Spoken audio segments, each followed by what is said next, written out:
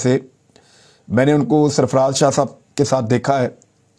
وہ مذہبی شخصیت ہیں, ان کے پاس بہت علم ہے. ان کے ساتھ میں نے ان کو دیکھا کہ وہ بات چیت کرتے ہوئے کچھ ویلاگز وغیرہ, اور میں نے زیادہ تر ان کو دیکھا وہ موٹیویشنل سپیکر کے طور پہ بات چیت کرتے ہیں. تو میں نے عمران خان صاحب کے ساتھ ان کے کچھ کلپس دیکھے, پورا اس کو سنا نہیں تھا پہلے, اور وہ دیکھ کر مجھے لگا کہ ٹھیک ہے, نارمل ہے, جیسے وہ بات چیت ہمارے ساتھ نجی زندگی میں بیٹھ کر کرتے ہیں ویسے ہی وہ بات چیت عمران خان صاحب کے ساتھ بھی کر رہے تھے, اور ان سے کچھ باتیں پوچھ بھی رہے تھے, ان کو کچھ باتیں بتانے کی بھی کوشش کر رہے تھے. اس کے بعد جو ہے وہ ان کی ایک تصویر آتی ہے کہ وہ ان کی ملاقات ہوئی شہباز شریف صاحب سے. پھر ایک ان کی ویڈیو آتی ہے کہ وہ پرویز الہی صاحب سے ملے, وہاں پہ انہوں نے سوال جواب کیے ہیں.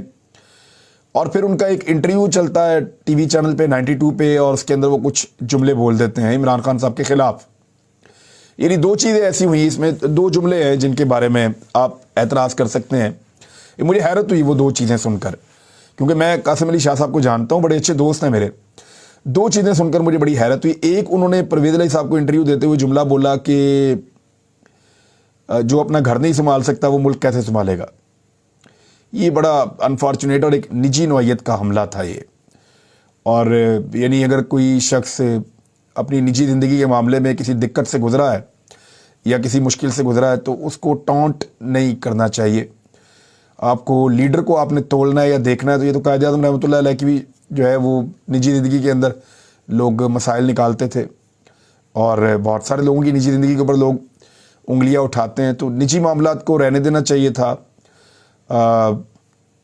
اس طرح تو بہت ساروں کی بہت ساری شادیاں ہیں.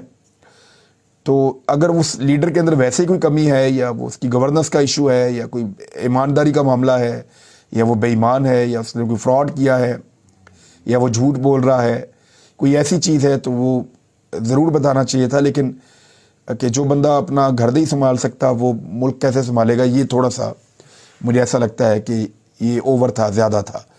دوسرا ایک اور چیز جو انہوں نے کہی کہ عمران خان صاحب لگتا ہے کہ قیامت والے فیصلے بھی یہیں کرنا چاہتے ہیں.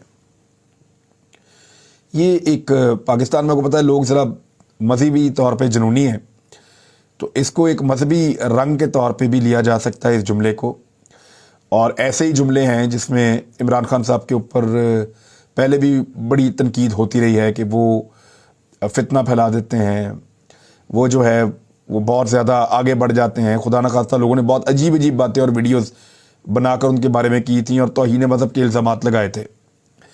تو روز قیامت کے جو فیصلے ہیں یہ بھی مجھے لگتا ہے کہ تھوڑا سا ایک ایسی لائن تھی جو نامناسب تھی کہ عمران خان صاحب قیامت والے فیصلے یہاں کیوں کریں گے. دیکھیں, ایک ہوتے ہیں حقوق العباد اور ایک ہوتے ہیں حقوق اللہ. اور حقوق اللہ کے اوپر جو پکڑ ہے وہ قیامت والے دن ہے, حقوق العباد کے اوپر پکڑ دنیا میں بھی ہے اور آخرت میں بھی ہے, دونوں جگہ کے اوپر ہے. اور اللہ تعالیٰ نے جو شریعت مسلمانوں کو دی ہے اس میں بھی سزا اور جزا کا نظام ہے. دنیا میں جتنے مذاہب ہیں ان تمام کے اندر سزا اور جزا کا نظام ہے, اور جتنی آسمانی کتابیں ہیں ان کے اندر بھی سزا اور جزا کا نظام موجود ہے. اگر یہ سارے فیصلے قیامت والے دن ہی ہونے ہوتے تو پھر اللہ رب العزت ہمیں منع کر دیتے کہ کوئی کسی کو کچھ نہ کہے, میں قیامت والے دن خود ہی تمہارے درمیان فیصلے کر دوں گا. وہ فیصلے ضرور کرے گا ہم سب کے, لیکن اس نے زمین کے لیے بھی کچھ قاعدے اور قانون بنا کر انسانوں کو دیے ہیں.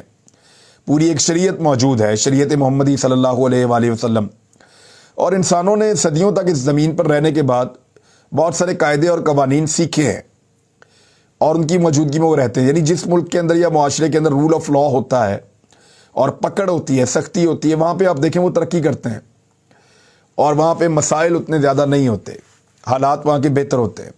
اور جہاں پہ رول آف لا نہیں ہوتا, سزا اور جزا کا نظام نہیں ہوتا, جہاں سختی نہیں ہوتی, وہاں پہ کوئی آپ کے سامنے ترقی بھی نہیں ہوتی, طاقتور کی حکمرانی ہوتی ہے, لوگ مرضی کے مالک ہوتے ہیں, جس کی لاٹھی اس کی بھینس, جنگل کا قانون.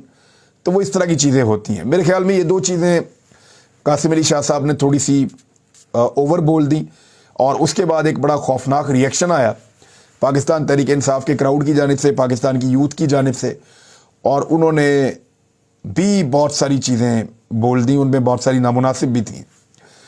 اب اس کے بعد قاسم علی شاہ صاحب نے پھر انٹرویوز دیے 2-3, اور ان میں انہوں نے یہ کہا کہ نہیں, میں عمران خان صاحب کا ووٹر ہوں, پہلے بھی تھا, آئندہ بھی ان کا ووٹر رہوں گا, میری فیملی بھی ان کی ووٹر ہے، اور اتنا دلیر آدمی پاکستان کی 74 سالہ تاریخ کے اندر کوئی نہیں آیا، اور ایسا لیڈر پیدا نہیں ہوا جو پاکستان میں اب پیدا ہو گیا۔ تو یہ تھی جی ساری ایپیسوڈ۔ اب قاسم علی شاہ صاحب کے ساتھ ہوا کیا، کیوں انہوں نے اس طرح کے جملے بول دیے، یا وہ بیلنس کرنا چاہ رہے تھے، یا خدا نہ خواستہ کوئی دباؤ تھا یا کوئی چیز تھی، وہ خود بتا سکتے ہیں، وہ زیادہ بہتر مینیج کر لیں گے ان چیزوں کو۔ لیکن میں جتنا ان کو سنتا رہا ہوں، میں بہت ساری چیزوں سے ان کی متاثر ہوا ہوں۔ کچھ عرصہ پہلے ایک جگہ پہ ہم نے اکٹھے ایک تقریب کو اٹینڈ کیا تھا، وہاں میں نے بھی تقریر کی تھی، انہوں نے بھی کی تھی، اور میں نے ان کی تقریر پوری سنی تھی۔ وہ آڈینس کے ساتھ بڑے اچھے طریقے سے انٹریکٹ کرتے ہیں، اور میں امید کروں گا اگر کوئی غلط فہمی یا کوئی ایسی چیز ہے تو قاسم علی شاہ صاحب اس کو ٹھیک کریں گے، اور وہ تمام پولیٹیکل پارٹیز کے لیے اور تمام مکاتب فکر کے لوگوں کے لیے ایک ایکسیپٹیبل پرسنالٹی ہیں، اور اگر وہ چاہتے ہیں کہ وہ سیاست میں آئیں، انہوں نے یہ سوال بھی پتہ نہیں اب ان کا اکاؤنٹ ہے یا کسی اور کا پوچھا ہے، تو میری نظر میں ان کو ضرور سیاست میں آنا چاہیے، اور کھل کر بات کرنی چاہیے، اور کھل کر سیاست کرنی چاہیے۔ جو غلط ہے اس کو غلط کہنا چاہیے اور کھل کر کہنا چاہیے، جو صحیح ہے اس کو صحیح کہنا چاہیے اور کھل کر کہنا چاہیے، اور ایک نقطہ نظر اپنا بڑا ٹھوس قسم کا رکھنا چاہیے کہ یہ ٹھیک ہے، یہ غلط ہے۔ تو یہ ایک ایپیسوڈ ہوئی ہے، میں نے کہا آپ کے ساتھ میں جو حقائق ہیں وہ شیئر کر دوں آپ کے سامنے ہی اب سارا کچھ۔ اب تک کے لیے اتنا ہی، اپنا خیال رکھیے گا، اپنے اس چینل کا بھی۔ اللہ حافظ۔